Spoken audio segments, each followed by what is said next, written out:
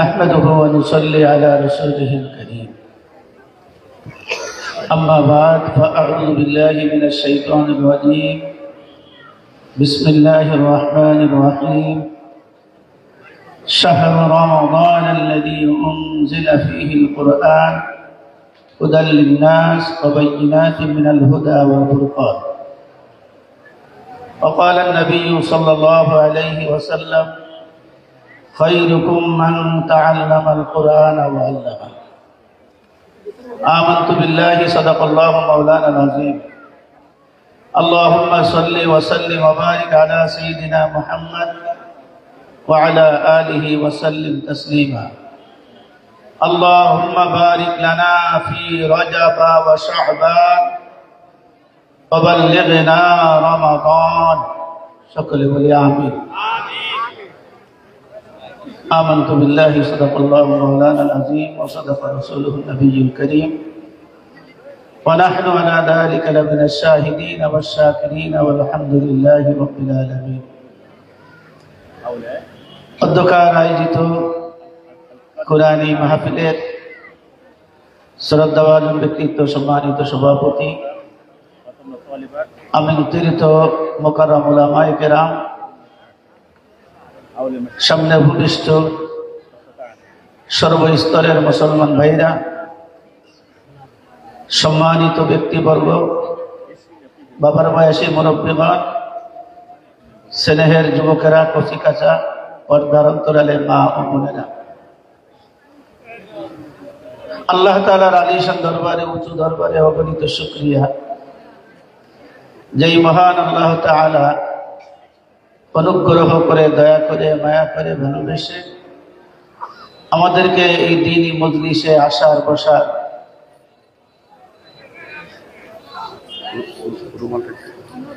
তৌফিক দান করেছেন।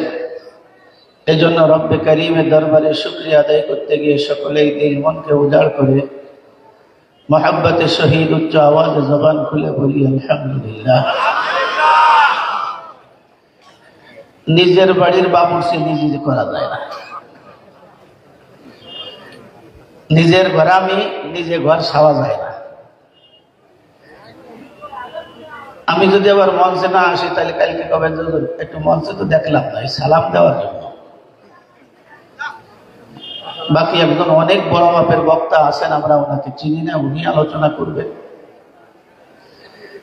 আমি তো জুমার দিনে আলোচনা করি, বিশেষ করে সবাই শোনেন। বহিরাগত যারা আছেন এই গ্রামে গ্রামে ওয়াজ হলেও আমি সেখানে যাই, যেন নতুন কোনো ওয়াজ তো আর আমার কাছে নেই, আর পুরাতন কথা বারবার চলে না, আর নতুন কথা আমি জানিও না। এজন্য সালামের সাথে দুইটা কথা বলবো। আমরা যে প্রতিষ্ঠানে বসে আছি, আমরা এই প্রতিষ্ঠানকে কি নামে চিনি? কি নামে চিনি? কাউলিবেড়া দারুস সুন্নাহ মাদ্রাসা। কাউলিবেড়া তো কাউলিবেড়া, দারুস সুন্নাহ মানে সুন্নাতের ঘর, মাদ্রাসা মানে বিদ্যাপীঠ, বিদ্যালয়, যেখানে পাঠদান করা হয়, পাঠদানের স্থান। আমাদের ক্ষুদ্র একটা কুধারণা, ধারণাটা বড় না, ছোট্ট ধারণা। সেই ধারণাটা হলো যে মাদ্রাসা খুললে, মাদ্রাসায় পড়লে কি হয়। বিশেষ করে যারা বামপন্থী, ইসলাম মানে না, ইসলাম মানে না এরকম লোক আছে না সমাজে? দিন মানে না, ধর্ম মানে না, ইসলাম মানে না, নবী মানে না, রসুল মানে না, এরা এক পর্যায়ের মানুষ। তারা এই মাদ্রাসা দেখতে পারে না, উলামায়ে কেরামদের দেখতে পারে না। আর যারা আমরা মোটামুটি একটু নামাজি, পরিপূর্ণ না, এরাও মনে করে এই মোড়ে মোড়ে ওয়াজ এটা একটা বোঝা। এই মাদ্রাসা করে লাভ কি, এই মাদ্রাসায় পড়লে কি হয়, এরকম একটা ধারণা আমাদের আছে না? কি বলে? অনেকে আবার বলে এটা ফকিরে বিদ্যা বা ভিক্ষা বিদ্যা, এরকম বিভিন্ন রকম তুচ্ছ তাচ্ছিল্য করে কথা বলে। তো যুগে যুগে মানুষ এরকম কথা বলবে, এটা আল্লাহ পাক ভালো করে জানে। এজন্য আল্লাহ পাক সব বামপন্থী, নাস্তিক, যারা দ্বীনকে পছন্দ করে না, কোরআনকে পছন্দ করে না, এই সমস্ত মানুষদের কথার উত্তর আল্লাহ পাক এক কথায় দিয়ে দিয়েছেন যে এই মাদ্রাসায় পড়লে, কোরআন পড়লে, হাদিস পড়লে কি হয়। আল্লাহ পাক কোরআনের মধ্যে বলেন হুদাল লিন্নাস, মানুষ মানুষ হয়। মাদ্রাসায় পড়লে মানুষ কি হয়? আরো ধরে বলেন কি হয়? আমি এত সুন্দর করে বলার সুযোগ পাবো না। গত 3 দিন আগে মনে হয় চরপাল্লা একটা মাদ্রাসায় গিয়েছিলাম। ছোট্ট ছোট্ট বাচ্চারা জানাজার নামে ঈদুল ফিতর বা ঈদুল আজহার ঈদের নামাজ দেখাইছে। ঈদের নামাজ দেখে আমি আশ্চর্য হয়েছি, আমি অত সুন্দর করে পড়তে পারবো না। অথচ 5 বছর 7 বছর বয়সে আমাদের ছেলেরা হাফেজ হলো। আমার নিজের অনুভূতির কথাই বলি, 24 বছর অতিবাহিত হয়ে গেছে কাউলি বেড়ায়, আমি পাই নাই কিছু। যা পাইছি, যা অপূরণীয়, আমার মেয়েও এখান থেকে হাফেজ হয়েছে। আজকে তো যখন আমার ছেলের মাথায় পাগড়ি পরাইছে, আমি একটু বেসামাল হয়ে গেছি, আমার চোখ দিয়ে পানি বের হয়ে গেছে। নিজের দ্বারা আমি কিচ্ছু করতে পারিনি, ওদের দ্বারা যদি কিয়ামতের ময়দানে আল্লাহ পাক নাজাতের ব্যবস্থা করে। তো মাদ্রাসায় পড়লে মানুষ মানুষ হয়। আজ সমাজের মানুষ বিপদগামী, মানুষ ইবাদত করতে চায় না। ইবাদত করতে না চাওয়ার কারণ মানুষ ইবাদত করতে জানে না। কি বলে? ইবাদত করতে জানে না। আর যেই জিনিস যে না জানে তাকে দিয়ে সেটা করাতে গেলে সে শত্রুতা করে। ইবাদত বন্দেগী করতে জানি না, কেন আপনি নামাজে যান না? বলে নামাজে যাবো, নামাজের চালান পাতি নাই তো, যা নামাজের মধ্যে পড়তে হয় তা তো আমি জানি না।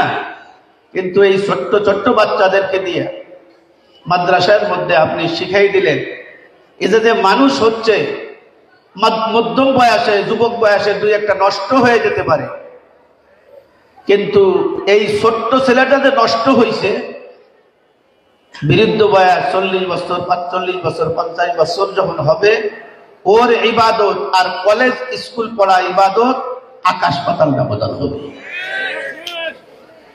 আকাশ পাতাল ব্যবধান হবে কেন? ও তাশাহুদ জানে, দুরূদ শরীফ জানে, দোয়ায়ে মাসুরা জানে, দোয়ায়ে কুনুত জানে। কিন্তু আমরা অনেক বড় নামাজি হওয়ার পরেও দোয়ায়ে কুনুত জানি না। কথা বলে? এজন্য এখানে পড়লে ছেলে মানুষ হয়, মানুষের মতো মানুষ হয়। মানুষ কাকে বলে? মানুষ বলে যে তার আল্লাহকে চেনে। মানুষ কাকে বলে? যে তার নবীকে চেনে, সে মানুষ। চিনা মানে এইটা না আমি শায়েখকে দেখছি, চিনছি, এর অর্থ হলো ওনার যথাযথ ইজ্জত সম্মান করা। আল্লাহকে যদি আমি চিনি তাহলে আল্লাহর ইবাদত, আল্লাহর দাসত্ব আমার বাধ্যতামূলক করতে হবে। বাধ্যতামূলক আমি কখন করতে পারবো? যদি ওই কাজ করার পদ্ধতি আমার জানা থাকে। ইবাদত আমি করতে জানি না, ডেলাকুলুক করতেও জানি না, ওযু করতেও জানি না। কথা বলেন? ওযু করতেও, আমরা ওযুর যে ফরজ গুলো আছে অনেক সময় সেটাও আমরা জানি না। কিন্তু এই ছোট ছোট বাচ্চারা ওযুতে 4 ফরজ সুন্দর করে মুখস্থ পারে। ওযু ভাঙার কারণ 7টি, এই বাচ্চারা পারে। বৃদ্ধ বয়সে, পড়তি বয়সে যখন যে কোনো ভাবে ওযু ভেঙে যায় ও জানতে পারবে। আর যদি না জানি তাহলে আমি আপনি ধারণা করব, কিয়াস করব। কি কিয়াস? এক মাওলানা সাহেব নামাজের মধ্যে সিজদা দিছে। কি সিজদা? সো মানে ভুল, ওয়াজিব ভুল হয়ে গেলে সিজদা দিতে হয়। এক মুসল্লি জিজ্ঞেস করেন, হুজুর কি সিজদা দিলেন? সালাম ফিরে সালাম দিতে হয়, সিজদা দিতে হয়, এত কোনোদিন দেখিনি। এটা আপনি বুঝবেন না, নামাজের মধ্যে ভুল টুল হলি এই সিজদা দিলে নামাজ হয়ে যায়। তো উনি মনে করছে তাই ঠিক আছে, তা আমারও ভুল টুল দিতে হোক। কয়েকদিন পরে ওই মুসল্লি সিজদা দিছে। সিজদা দেওয়ার পরে ইমাম সাহেব, মাওলানা সাহেব জিজ্ঞেস করলেন, আপনি সিজদা দিলেন, কি হয়েছিল? ডাইন পাশে সালাম ফিরে মনে হয়েছে আমার ওযু ছিল না। কি ছিল? ইমাম সাহেব মাথা দেখায়, হায় রে, ওযু নাই, সিজদা দিলে নামাজ হয়ে যাবে তো? কথা বলেন? তার মানে এলেম নাই। নামাজের ভিতরে 14টা ওয়াজিব, এই ওয়াজিব যদি ছুটে যায় তাহলে সিজদা দিতে হয়। কিন্তু আমি সেটা জানি না, আমি মনে করছি ওযু নাই তাতেও বুঝতে দিলে নামাজ হবে। আরে না, নামাজ শুদ্ধ হওয়ার জন্য ভিতরে বাইরে 13 ফরজ, তার ভিতরে 1 নম্বর হলো শরীর পাক, কাপড় পাক। নামাজের এগুলো পারি না আমরা। তা তোমার শরীরে তো পাক নাই, তো নামাজ কি নিয়ত সহি হয়েছে, শুদ্ধ হয়েছে? সিজদা না, সারা জীবন ওই বিনা ওযুতে সিজদা দিলে 1 রাকাত নামাজ হবে না। এই বাচ্চাটা আমার আপনার এখান থেকে পড়ে কি করে, এই নামাজের ভিতরে ফরজ ভিতরে বাহিরে 13টি, ওয়াজিব 14টি, এইটা শেখে। ডেলাগুলো কিভাবে ব্যবহার করতে হয়, ইস্তেনজা কিভাবে করতে হয়, বাচ্চা এটা জানে, এটা শেখে। বাড়িতে যাওয়ার পরে দস্তরখানা, বাস্তব সন্তান যারা, বাস্তব তালবে আলিম যারা, ছোট্ট বাচ্চা এই দস্তরখান ছাড়া খানা খায় না। ছোট্ট একটা বাচ্চা কিভাবে শিখে গেছেন, বাড়িতে যে নামাজ পড়ে, বাড়িতে যে মাকে বলছে খানা দিছে, মা ভাত খায় না। সে কেন ভাত খাও না কেন? বলে আমার উস্তাদজি বলছে দস্তরখান ছাড়া আমার নবীজি কোনোদিন খানা খাইতেন না, এজন্য আমার নবীজির এই সুন্নত আমার দ্বারা নবীজির এই তরিকা ছেড়ে দেওয়া সম্ভব। মা জিজ্ঞেস করে শুধু দস্তরখান পিছাতে বলছে নাকি আরো কিছু বলছে? বলছে আরো কিছু বলছে, বসি, যদি কারো পেশাব করে থাকে সেটা আলাদা ব্যাপার। আরো কিছু বলছে, বলছে মা এই দস্তরখান বিছাইলে কি হয় জানো? কি হয়? বলছে নবীজির খাদেম ছিলেন আনাস রাদিয়াল্লাহু তাআলা। কি ছিলেন? কি নাম? আনাস রাদিয়াল্লাহু তাআলা। ওনার বাড়িতে বেশ কিছু মেহমানের আগমন, বেশ কিছু মেহমান আসছে। তো মেহমান আসার পরে ওই ছোট বাচ্চা মাকে বলতেছে, উস্তাদের কাছে শুনে গিয়ে যে দস্তরখান বিছিয়ে যখন খানা খাওয়াইছে, খানার পর্ব যখন শেষ হয়ে গেছে, তো যিনি দস্তরখান গুলো উঠাইতেছেন আনাস রাদিয়াল্লাহু তাআলা বলছেন ওই যে দস্তরখানটা ওইটা আলাদা রাখবেন। একটা দস্তরখানের দিকে ইশারা করে কি রাখতে বলছে? আলাদা রাখতে বলছে। রেখে বলছে সবগুলো পানি দিয়ে পরিষ্কার করবে, বাকি একটা দিকে ইশারা করে বলছে ওইটা পরিষ্কার করবে আগুন দিয়ে। সুবহানাল্লাহ। আগুন দিয়ে দস্তরখান পরিষ্কার করা যায়? হয়তো কাপড় দিয়ে বানাবে, নয় চামড়া দিয়ে, না প্লাস্টিক, এই তিনটারে যেটারে আগুনের মধ্যে দেবেন, আগুন তো সালাম দেবে তারে, ও সাথে সাথে পুড়ে ছাই হয়ে যাবে। যে এমন ছাই এমন ভাবে হাল মানে ফিসে যাবে, হয়তো দাঁতও মাজা যাবে না। তো আনাস রাদিয়াল্লাহু তাআলা এই কথাটা যখন বলছেন, সমস্ত মেহমানরা অপলক নয়নে খেয়ালের সাথে তাকাই রয়েছে, দেখি এটিতে কি করে। সত্যিকারে যেই আদেশ সেটা বাস্তবায়ন, সবগুলো পরিষ্কার করছেন পানি দিয়ে, বাকি ওইটা যেটার দিকে ইশারা করছেন ওইটা আগুনের মধ্যে দিয়েছেন।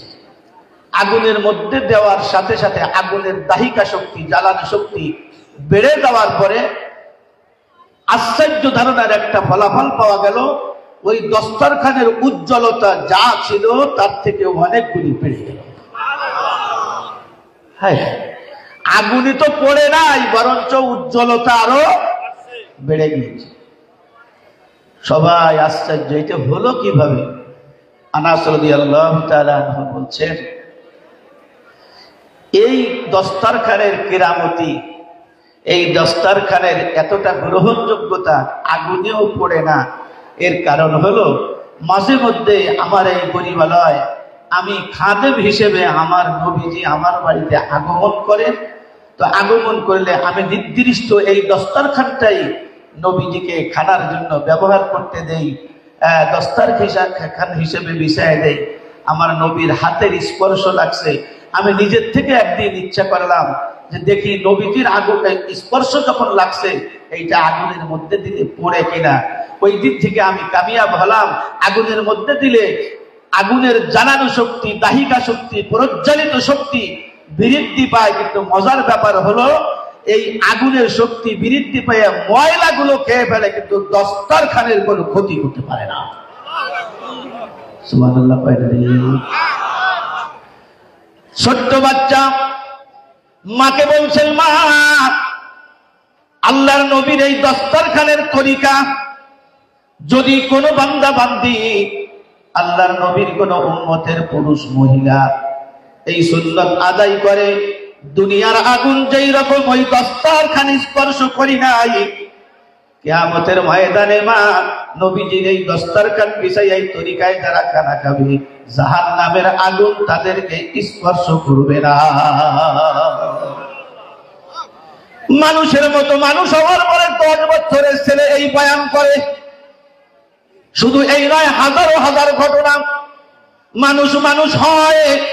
ছোট্ট বাচ্চা বাড়িতে গিয়েছে, এই শীতের মৌসুমে বাড়িতে যাওয়ার পরে সব বাচ্চাদের মা বাপ নামাজ পড়ে না, কথা বলে না রে। আমার কাছে এসে তো নালিশ করে অনেক অভিভাবকের মধ্যেও থাকবার পারে না, আমি তো চোখে দেখতেছি না। ভালো হুজুর এই বন্ধ সময়টা ওয়াজ ভালো করে করে দিয়ে কি বাড়িতে খালি টিভি দেয় আর খালি মোবাইল চালায়। টিভিটা ভালো কোন জায়গা না, ওই বারে না, আর একবারে যেয়ে দেয়। তা কয় যে হুজুর একটু কিনছিলাম তো সংবাদ টংবাদ দেখার জন্য। বলে সংবাদ দেওয়া না, তুমি সিনেমা দাও, তোমার বউ দেয়, এই জন্য ও বাড়ি যাইয়ে ওই সুন্নত আদায় করে, কথা হয় না রে। মোবাইল যদি না থাকতো ও তো আর একটা ধরতে পারতো না। তুমি কিনে দেছো বাড়ি যাওয়ার পরে দেখো আর খাও, এইটাই তো করে, কথা বলে। সব মা বাপ নামাজ পড়ে না, বেনামাজি মা বাপ আছে না নাই? আরো জোরে বলতে হবে, বেনামাজি মা বাপ আছে। সন্তান এই শীতের মৌসুমে মাহফিলের বন্ধতে বাড়িতে গিয়েছে, বাড়িতে যাওয়ার পরে এবার আব্বাকে বলছো, আব্বা চলো আমরা ইশারের নামাজ পড়তে যাই মসজিদে। ইশারের নামাজ যদি জামাতের সাথে পড়া হয়, আমার হুজুর নবীজির হাদিস দিয়ে বলেছে অর্ধরাত পর্যন্ত দাঁড়াই দাঁড়াই নামাজ পড়লে যে নেকি হয়, আমার আল্লাহ ওই নামাজের আমল নামায় অর্ধরাত পর্যন্ত দাঁড়াই দাঁড়াই নামাজ পড়ার নেকি দিয়ে দিবি। সুবহানাল্লাহ। তো আসতে করি তো গালি গালি আমি আসলাম, জোরে বল সুবহানাল্লাহ।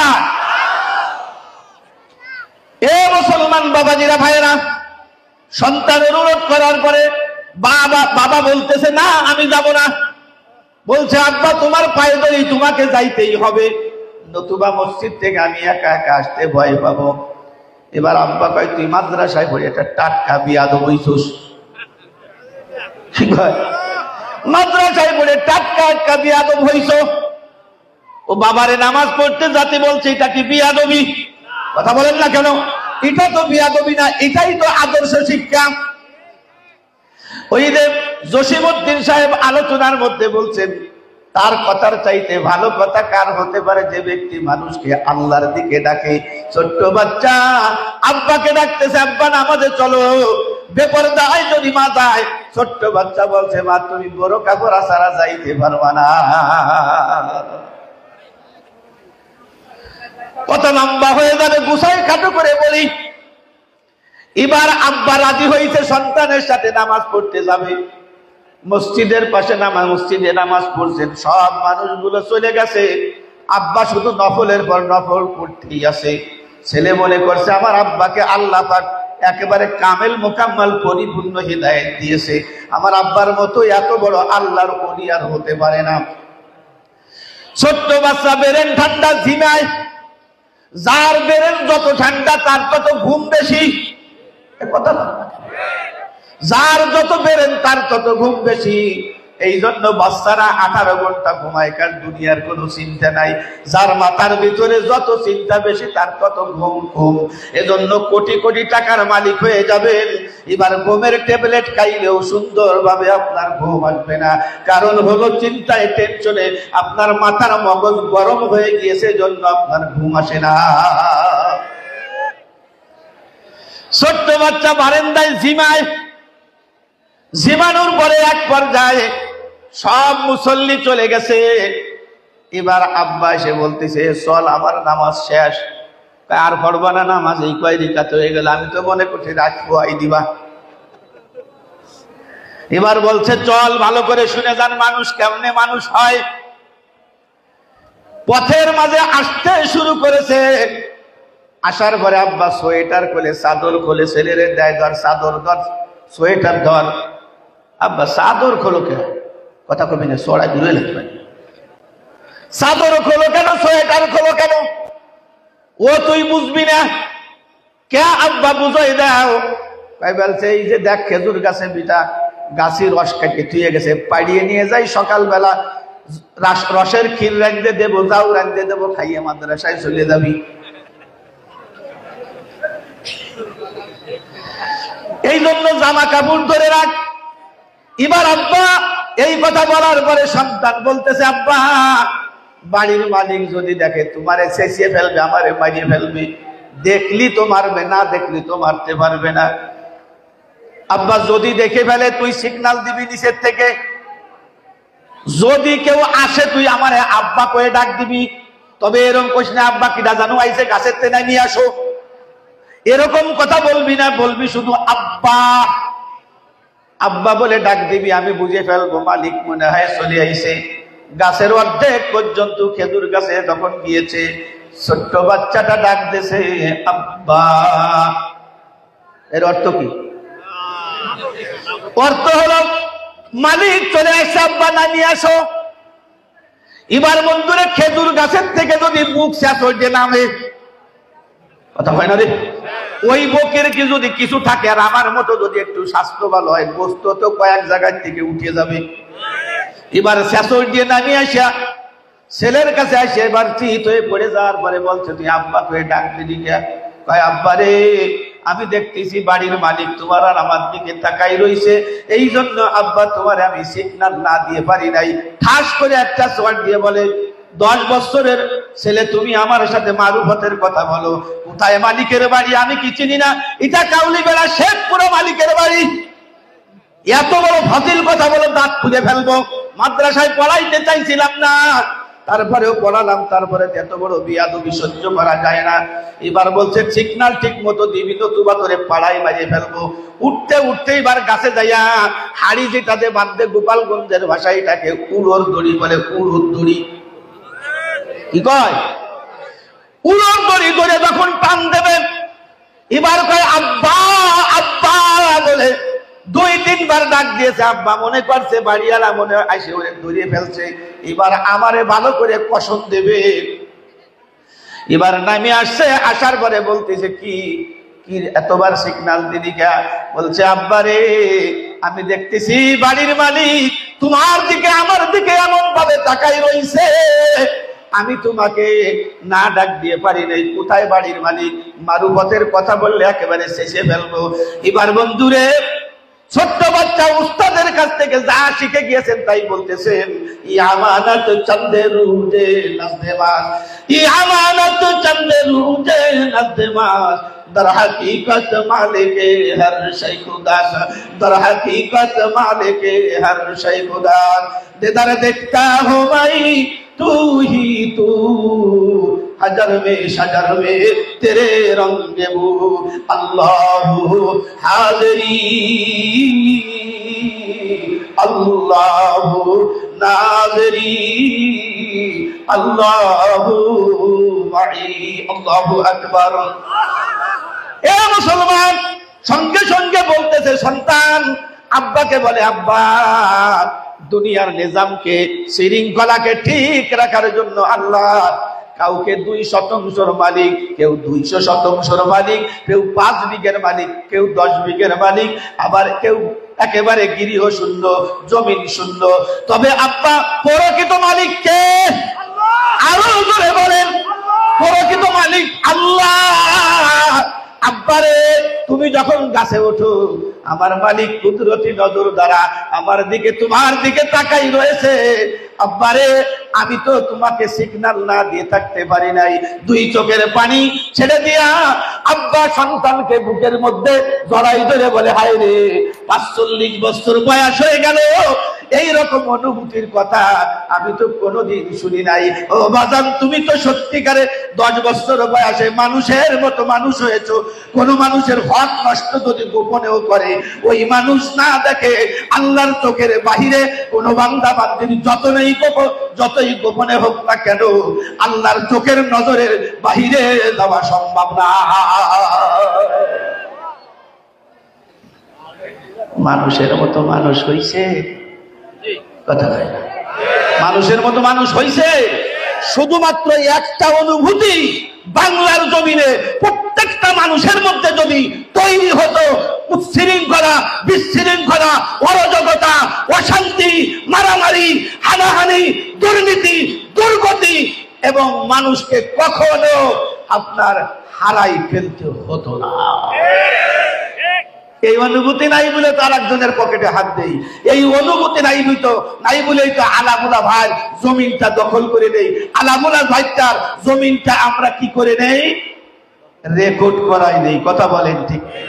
একটা ঘটনা আর একটা অনুভূতির ঘটনা বলে, সরকারি মাল তুমি মারিয়ে খাও কেন? কারণ তোমার অনুভূতি নেই। আমরা যাদের কাছ থেকে ইলম শিখছি এরকম ধারাবাহিক উচ্চতার দিক দিয়ে হাকিমুল উম্মত মুজাদ্দিদে মিল্লাত শাহ আশরাফ আলী থানভী রাহমাতুল্লাহি আলাইহি, নাম শুনছেন নাকি?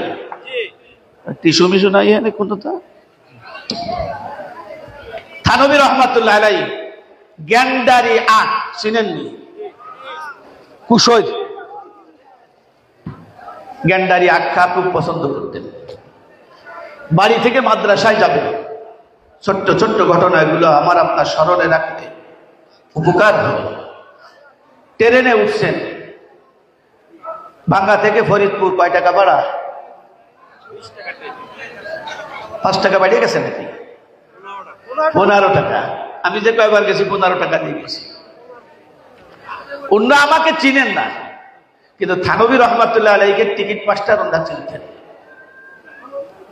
ভালো করে শোনেন, টিকিট মাস্টার সাহেব হুজুরের টিকিট দিয়েছেন, ওই যে আখ ছিল হাতে, এটা টিকিট দিন নাই, হুজুরের জীবনীতে আছে। ওই টিকিট মাস্টারকে বলছে আমার এই আখের ভাড়া নেন। হুজুর আখের ভাড়া দেওয়া লাগবে না।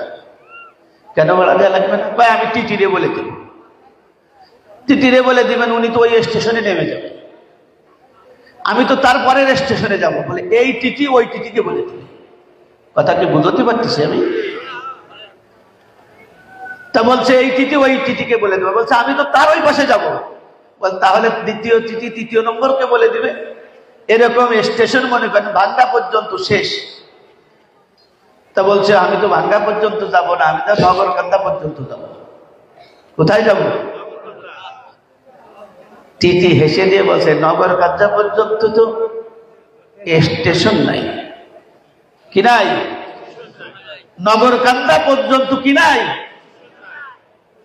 এবার থানভী রহমাতুল্লাহ আলাইহি বলছেন আপনি সেই যে স্টেশনে আমায় বলছি সেই স্টেশনের কথা আপনি কথা বলেন, আপনি জানেন না এই স্টেশনের কথা আব্দুল আলিম সাহেব বলে গিয়েছেন। সেদিনের সেই স্টেশনে থাকবে নানান প্যাসেঞ্জার, দ্রুত জানে পার হবে সে, টিকিট কাটায় আসে যার। মনরে মন আমার পারাপারে থাকলে তারা, সঙ্গে নিও গাড়ি ভাড়া, জবাবদিহি করতে হবে ধরলে টিকিট কালেক্টর। আমি পাপী তিনি জামিনদার, আমি পাপী তিনি জামিনদার। আসেনা আমার মুক্তার, আসেনা আমার বারিস্টার, সেজ বিচারে হাইকোর্টেতে, সেজ বিচারে হাইকোর্টেতে তিনি আমায় করবেন পার। আমি পাপী তিনি জামিনদার। বলেন আল্লাহু আকবার। মুসলমান বাবাজিরা ভাইরা, টিটিকে বলছে আমি যে স্টেশনে যাব সেই স্টেশনে তুমি যাবা না, তুমি সেই স্টেশনে চিনো না। বলছে আমি টিকিট মাস্টার, আমি টিকিট চিনি না, আমি স্টেশন চিনি না। বলছে সেই স্টেশনের নাম হলো কিয়ামতের ময়দান। কিয়ামতের ময়দানে আল্লাহ পাক যদি জিজ্ঞেস করে আশরাফ আলী তোমাকে আমি কোরআনের ইলম দিয়েছিলাম, হাদিসের ইলম দিয়েছিলাম, তুমি আখের ভাড়া কেন সরকারি ভাড়া পাক দিয়েছো? হাজার হাজার কোটি কোটি মানুষের একটা টাকার মধ্যে হকদার, একটা টাকার মধ্যে অধিকার। অতএব তুমি অধিকার নষ্ট করেছো একজনের নয়, দুইজনের নয়, সারা উপমহাদেশ, ভারত উপমহাদেশের জনগণের। অতএব কিয়ামতের ময়দানে আমি ওই কান গলায় দাঁড়াইতে চাই না। আপনি আমার আখের ভাড়া নিয়ে আমাকে আপনি কি করে দেন, খালায় দিয়ে দেন, যাতে আমার কিয়ামতের ময়দানে আল্লাহর দরবারে দাঁড়াইতে না হয়। এজন্য বন্ধুরে আমার, এই মাদ্রাসায় পড়লে, কোরআন হাদিসের জ্ঞান পড়লে কি হয়? মানুষ মানুষ হয়। এবার বলবেন স্কুলে পড়লে কি মানুষ হয় না? হ্যাঁ, স্কুলে পড়লে মানুষ হয়, কিন্তু আল্লাহকে চেনার ব্যক্তিত্ব হয় না। কারণ দোস্তরে 4 থেকে 6টায় ওঠার পরে সুদের কষাকষি পার্সেন্টে সুদের কারবার করানো হয়। এই জন্য ব্যাংকে চাকরি পাক বা বন্ধুরা আমার যে কারবার করুক, মানুষ আগে কি করে? লেখাপড়া শেখার পরে ছোট্ট একটা নিজস্ব ব্যাংক করে, ওই ব্যাংকের মাধ্যমে সুদের কারবার করে মানুষকে স্বাবলম্বী করার চেষ্টা করে। সারা জীবন অবৈধ জিনিস পড়ছে, ওই অবৈধ মানুষের মাঝে ছড়াইতে চায়। আমি আর সামনের দিকে অগ্রসর হব না। তাহলে বোঝা গেল না? বলবো না? তাহলে আমার এই মানুষের মতো মানুষ যে জায়গা বানায় সেই জায়গার নাম কি? আরো জোরে, আরো জোরে। এই প্রতিষ্ঠানগুলো যেখানে মানুষ হয়, ওই প্রতিষ্ঠানগুলো কি জিয়াই রাখা দরকার, জীবিত রাখা দরকার, না ভেঙে দেওয়া দরকার? জি বলেন, জীবিত রাখা দরকার। লম্বা কথা হয়ে যায়, তারপরে সংক্ষেপে বলি। হাটহাজারী মাদ্রাসার যিনি বাণী ছিলেন, বাণী বোঝেননি? বাণী বোঝেন? প্রতিষ্ঠাতা। এই মাদ্রাসার বাণী কে? এই মাদ্রাসার বাণী কে? শাফি মাওলানা কোন, শফিক মাদানী কোন, জাকর কোন, উনি তো বাণী মানে প্রতিষ্ঠাতা। হাটহাজারীর হযরতের কাছে এক লোক আসছে, পুরো মাদ্রাসার বিল্ডিং আমি করে দেব। আমার মতো খাটো খটো মৌলবী, ছোট মৌলবী কথা যে আলহামদুলিল্লাহ, ওনার হাতে সালাম দেবো না পায়ে সালাম দেবো, আমার উস্তাদ। হযরত বললেন, টাকা আপনি দিবেন, কিন্তু আমি পুরো বিল্ডিং এর টাকা নিতে পারবো না। পুরো বিল্ডিং এর টাকা আমি ওই লোক রাগ হয়েছে, পুরো টাকা নেবেন না কেন? তা বলছে, আমি আপনাকে যদি পুরোটা দিয়ে দেই, আমার এলাকার মানুষ বেনামাজি, সঠিকভাবে দিন পালন করতে পারে না, ওদের থেকে 2টা টাকা 5টা টাকা নিয়ে যে আর অর্ধেক করি, কিয়ামতের ময়দানে আল্লাহ পাইকে সদকায়ে জারিয়া হিসেবে ওই বেনামাজি মানুষদেরকেও এর ওসিলাতে জান্নাতের ফয়সালা করে দিতে পারে। এজন্য আপনার একক বিল্ডিং আমি নেব না, আমার এলাকার মানুষ থেকে মহিলাদের কাছে ডিম বেচা 2 টাকা 5 টাকা 10 টাকা, এইটা আমি নিয়ে ওনাদের সদকায়ে জারিয়া প্রবাহমান আমল যাতে জারি থাকে, মরে যাওয়ার পরেও মাদ্রাসায় কোরআন পড়া হবে, মাদ্রাসায় আকলিস দিন আঁকা পড়া হবে, ফায়ুরকুম মান তাআল্লামাল কোরআন পড়া হবে, অবিহি ক্বালা হাদ্দানা অবিহি ক্বালা হাদ্দাসানা পড়া হবে, ক্বালা রাসূলুল্লাহ সাল্লাল্লাহু আলাইহি ওয়াসাল্লাম পড়া হবে। এত কিছু পড়া হবে। আমার একটা 2টা টাকার মাধ্যমে যদি পড়া হয়, তাহলে আমি কবরে শুয়ে শুয়ে ইনশাআল্লাহ ওই অংশটা অবশ্যই পাইতে থাকবো। এই জন্য কওমিয়া মাদ্রাসা মানে জাতীয় মাদ্রাসা বলা হয়। কথা বলেন ঠিক কিনা? শফিকুল ইসলাম মাদানী সারা জীবন জীবিত থাকবে না, আমিও জীবিত থাকবো না। 24 বছর অতিবাহিত হয়ে গেল, থাকতে পারবো কিনা জানি না। অসুস্থতার কারণে মাঝে মধ্যে মনে হয় ছেড়ে দেই। অবিবাহিত আসছিলাম, এখন দাড়িও পেকে গেছে, মেয়ের বিয়ে হয়ে গেছে, ছেলে হাফেজ হয়ে গেল, সংকেত এসে গেছে বেশি দিন আর দুনিয়ায় থাকবা না, বেশি দিন এলাকায় থাকতে পারবা না। এজন্য দোস্তরে এমন কিছু মানুষ তৈরি করে যেতে চাই, যে মানুষগুলো মাদ্রাসার খামগুলো ধরে রাখবে। ঝড় যদি আসে বন্ধুরে, অপোজিট থেকে পেলা লাগাইতে হয়। শফিকুল ইসলাম মাদানী সারা জীবন থাকবে না, ছেলেরাও থাকবে না, কিন্তু দোস্তরে এমন কিছু মানুষ আমাদের হতে হবে, থাকতে হবে। ঝড় যদি আসে পেলা লাগানোর মতো লোক থাকতে হবে।